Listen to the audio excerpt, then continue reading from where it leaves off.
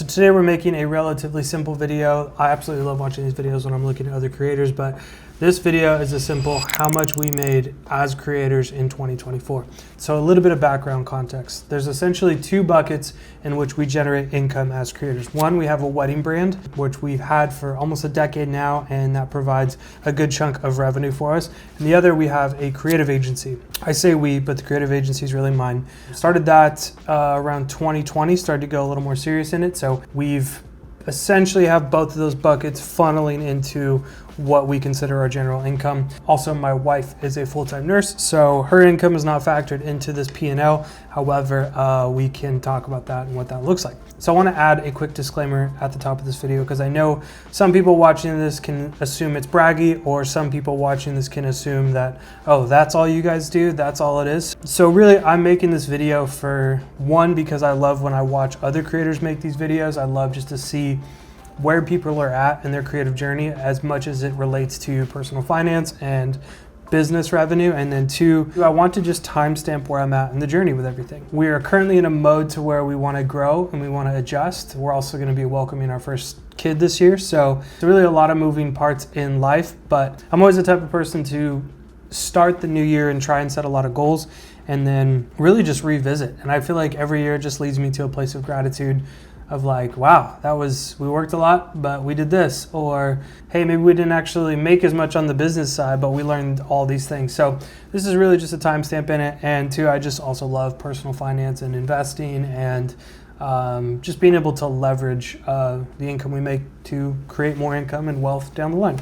All right, so we're gonna jump in. We're gonna dive into total expenses. This is basically everything that essentially costs to run both businesses, both with contractors we pay, my personal salary, as well as meals, software, lodging, travel. You get the idea. Really anything that goes in the production of anytime we're working. All right, so first and foremost, we're gonna go through expenses and we're gonna dive right in here. So starting at the top with expenses, we have our advertising and marketing. This has basically been any expense that we have related directly to advertising our business, whether it's Facebook ads, LinkedIn, some automations, a few things.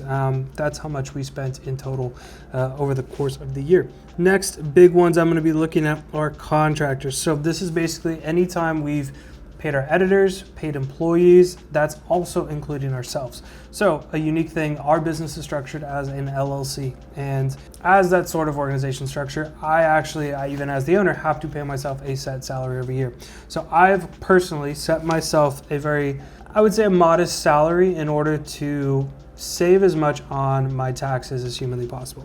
So my personal salary is set to roughly $62,000 a year. The $62,000 is my actual set salary. That is with my payroll service that I essentially just pay myself every year. There are times where I will withdraw more and I could also withdraw less. So the nice part about owning this and also paying myself a set salary is that at least with our payroll service, they're actually paying my taxes on like a traditional pay stub W-2 style thing. So I really like it. Again, I'm not a tax professional. We actually are an LLC by structure, but then we file taxes as an S Corp. Kind of a cool thing you could do in California. I'm not sure if you can do it anywhere else.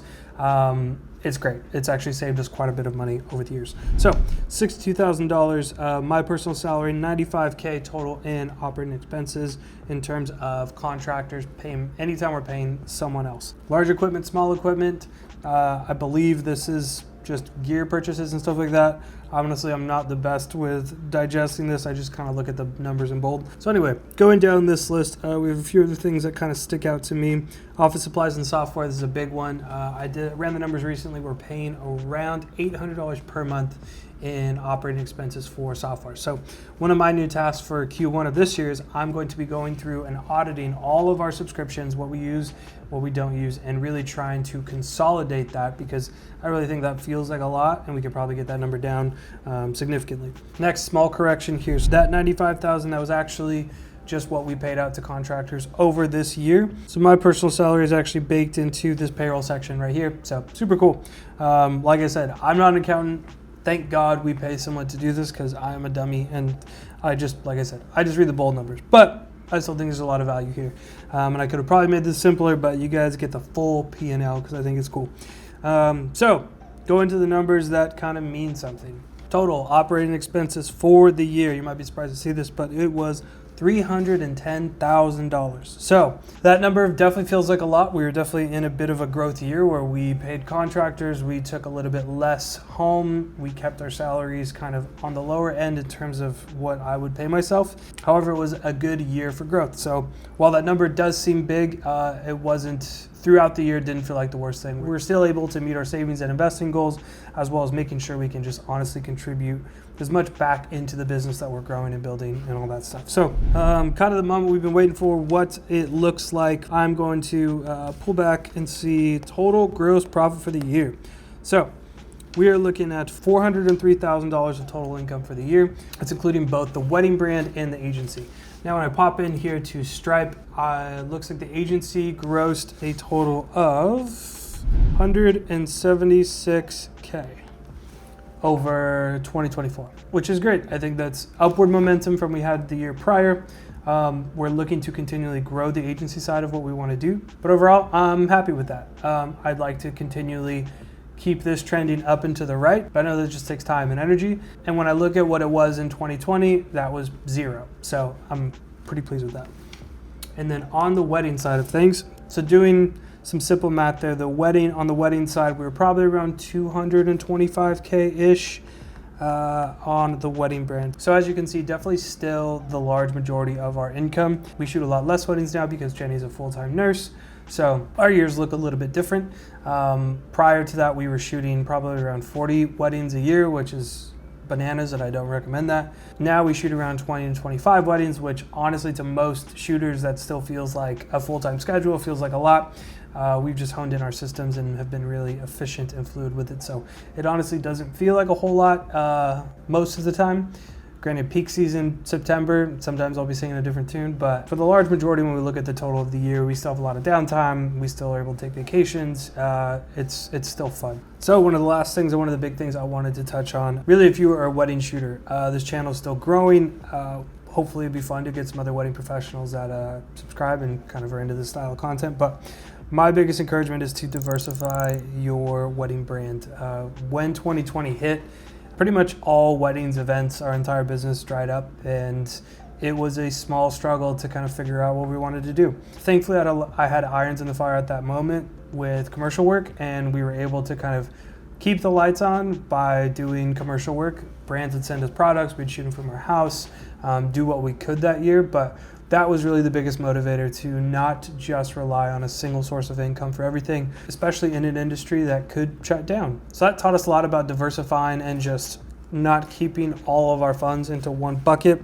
And I would really encourage anyone, if you're in the wedding space or if you're just in the creative space in general, try and look for ways you can diversify everything, even if it's small things. I can't tell you how beneficial it's been and what a relief it's been. Even now that we're having our first kid in May, we had to refund a few weddings, and we also had to basically block off most of our entire summer from shooting weddings, and it wasn't much of a stretch. We know we have agency work, I have commercial work, and it didn't feel like it was gonna put me in a place of stress in the next 5 months when those weddings are no longer gonna be there. So my encouragement is just diversify. It's fun.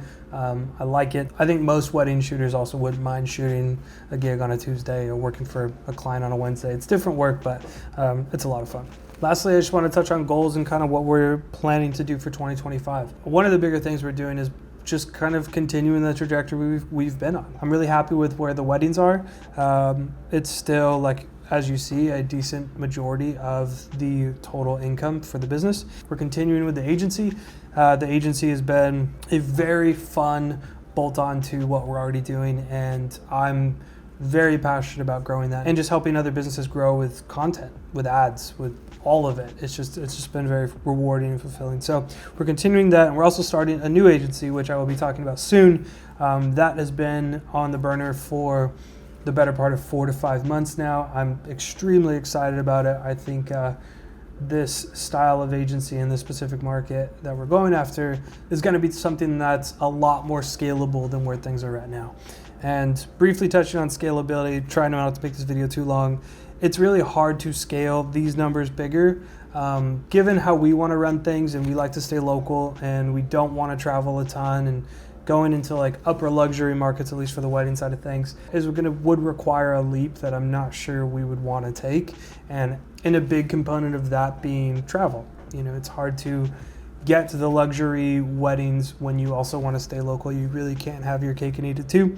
So we just want to be the best known in our area and provide the best service we possibly can. And I feel like we're doing it. So that kind of wraps up everything. It was a little bit more of a ramble. There's a few components that were not as organized as I'd like them to be, but again, I'm not an accounting guy.